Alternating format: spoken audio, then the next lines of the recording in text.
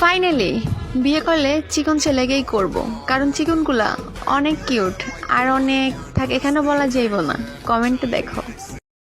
আরে মাঙ্গের নাতি সোজাসুজি বলে দিলেই তো পারি যে চিকুনগুলো অনেক কিউট হয়, সেই সাথে তাদেরগুলো অনেক বড় হয়। মানে এরা এত পরিমাণে ঠাপ খাইছে যে এরা এখন এক্সপার্ট হয়ে গেছে, বলে দিতে পারে কারটা বড় হয় কারটা ছোট হয়।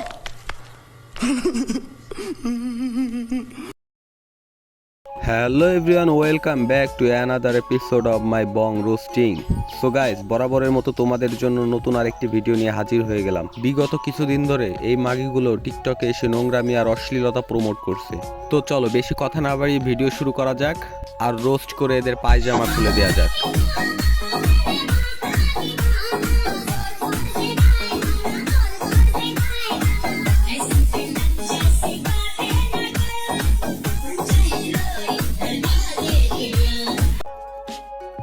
মানে এদের মধ্য থেকে সামাজিকতাটা, লজ্জা শরম সবকিছু একবারে উঠে গেছে।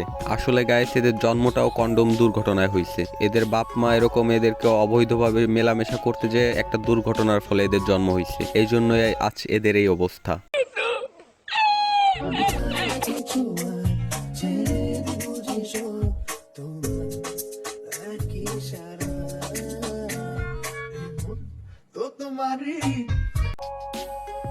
মানে এইটা কি মানুষের কোনো অঙ্গ হতে পারে? গাইস তোমরা কমেন্ট করে জানাও, এই জিনিসটা তৈরি করতে কত ব্যক্তির কত পরিশ্রম করা লাগছে। হ্যাঁ, আর আমরা সেই জিনিসটা নিয়ে মজা করি। সরি গাইস, দোষটা আমাদের রোস্টারদেরই। না, আমি এনাকে নিয়ে আর কোনো রোস্ট ভিডিও করব না গাইস। যদি তোমরা ভেবে থাকো আমি একে নিয়ে আর কোনো ভিডিও করব না, তাহলে তোমরা ভুল। বং রোস্টার এভাবে কাউকে ছেড়ে দেয় না। বং রোস্টার যখন কাউকে ধরে তাকে একেবারে পায়জামা খুলে দিয়েই ছাড়ে। এদের জন্যই বাংলাদেশের যুব সমাজ আজ এই অধপতনের দিকে চলে যাচ্ছে।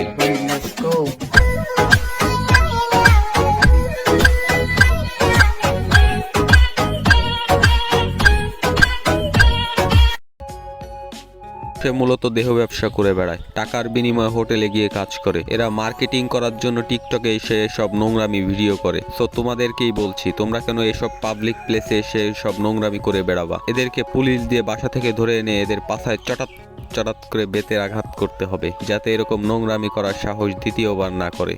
গাইস, ভিডিওর এই পর্যায়ে তোমাদেরকে আমি একটা কথা বলতে চাই। তোমরা তো জানোই যারা রোস্টিং কন্টেন্ট তৈরি করে তাদেরকে অনেক দামি দামি ডিভাইস দিয়ে ভিডিও তৈরি করে, আর আমি একটি ফোন দিয়েই শুরু করছি। ফোন দিয়ে ভিডিও কালেক্ট করা, ভয়েস ওভার করা, এডিট করা, তোমরা তো জানোই কত কষ্ট হয়। সো এই চ্যানেলটাকে তোমাদের নিজেদের চ্যানেল মনে করে এই চ্যানেলের পাশে থেকো, চ্যানেলটাকে সাপোর্ট করো, যাতে এই চ্যানেলটাও একসময় ভালো কিছু করতে পারে। তো চলো বেশি কথা না বাড়ি ভিডিও আবার কন্টিনিউ করা যাক। প্রেম সবার জীবনে আসে, আমার জীবনে আসছিল, ঠিক আমি বাসায় ছিলাম না।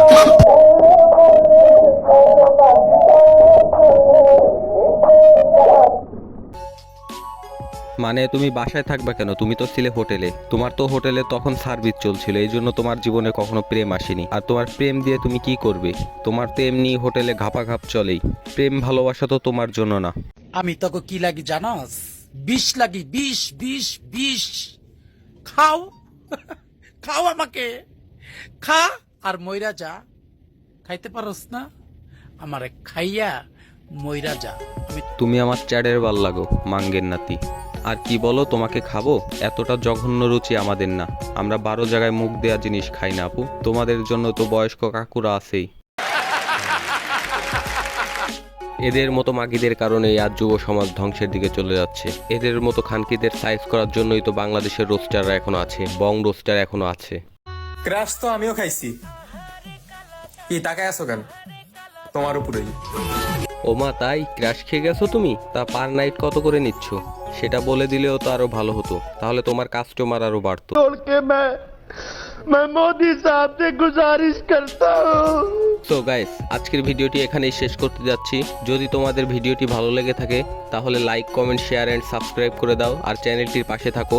গাইস, তোমরা কি নিয়ে ভিডিও চাও সেটিও জানিয়ে দাও। আর টিকটকে ব্ল্যাক জয় নামে টিকটকার আসছে, সেও টিকটকে বর্তমান দেখতেছি খুব আবলামি সাবলামি করতেছো। সো তাকে নিয়ে তোমরা কোনো ভিডিও চাও কিনা কমেন্ট করে জানাও। সো আল্লাহ হাফেজ গাইস, দেখা হচ্ছে নতুন কোনো ভিডিওতে নতুন কোনো টপিক নিয়ে। বিদায়। और अगर तुम लोग नए हो तो सब्सक्राइब करो, वो जो लाल वाला बटन है उस पर फूट फेंक के मारो या फिर मोमबत्ती, मुझे नहीं पता, बस क्लिक हो जाना चाहिए।